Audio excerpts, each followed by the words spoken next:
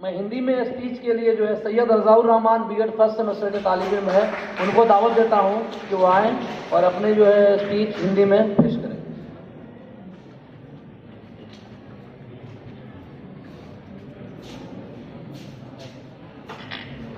अस्सलामु अलैकुम वरहमतुल्लाहि व बरकातहू। आदरणीय प्राचार्य महोदय, शिक्षकगण एवं मेरे प्रिय साथियों, मैं Syed Razaur Rahman B.Ed first semester का छात्र हूँ और आज आपके समक्ष संविधान दिवस पर दो शब्द कहने के लिए खड़ा हुआ हूँ। संविधान ये सिर्फ एक किताब नहीं, ये एक एहसास है। ये बाबा साहब की मेहनत का वो नतीजा है जिसके बाद हम समाज में एक समान अधिकार के साथ रहने के लायक बने।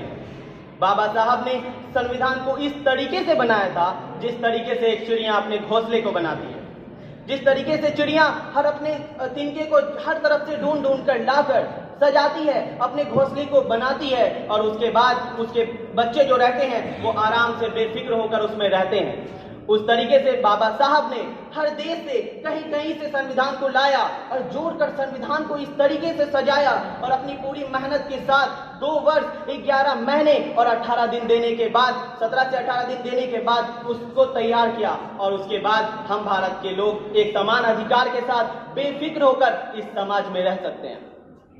दूसरे देश की बात की जाए तो वो संविधान को ही भूल जाते हैं या संविधान को याद भी करें तो वो लिखने वाले को भूल जाते हैं, लेकिन भारत वो पवित्र और पावन धरती है जो कि सिर्फ और सिर्फ संविधान को नहीं बल्कि इसके रचयिता को भी याद करती है, इनके जीवन का पुनः स्मरण करती है, इनको एक सच्ची श्रद्धांजलि देती है।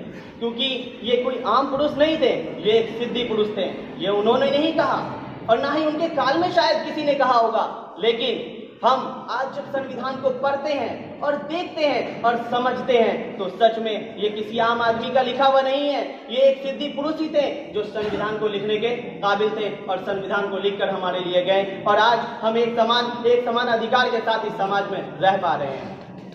क्योंकि आज के दौर में देखा जा रहा है कि संविधान में जो लोग अपने मौलिक अधिकारों को सिर्फ और सिर्फ ढूंढ रहे हैं, अपने मौलिक कर्तव्यों को नहीं देखते, सिर्फ और सिर्फ मौलिक अधिकारों को ढूंढते हैं और इस अधिकार का इतनी गलत तरीके से इस्तेमाल किया जा रहा है। आज हमें इसको समझना पड़ेगा, तभी जाकर हम संविधान की गहराई को समझना पड़ेगा, तभी जाकर हम संविधान के मतलब को समझ पाएंगे और अपने मौलिक कर्तव्य को समझ पाएंगे, तब हम अपने मौलिक अधिकार को समझ पाएंगे।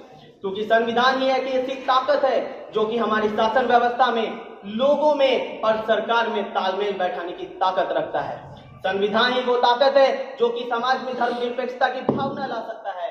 संविधान ही वो ताकत है जो सबको एक समान अधिकार दे सकता है।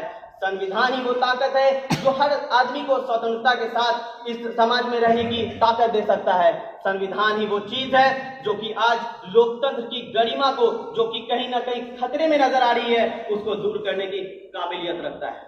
इसलिए सिर्फ और सिर्फ हम संविधान को धाराओं में, अनुच्छेदों में, भागों में, अनुसूचियों में नहीं रख दें, बल्कि अपने संविधान को अपने हृदय से, अपने सांसों से, अपनी आत्मा से जोड़ पाएं।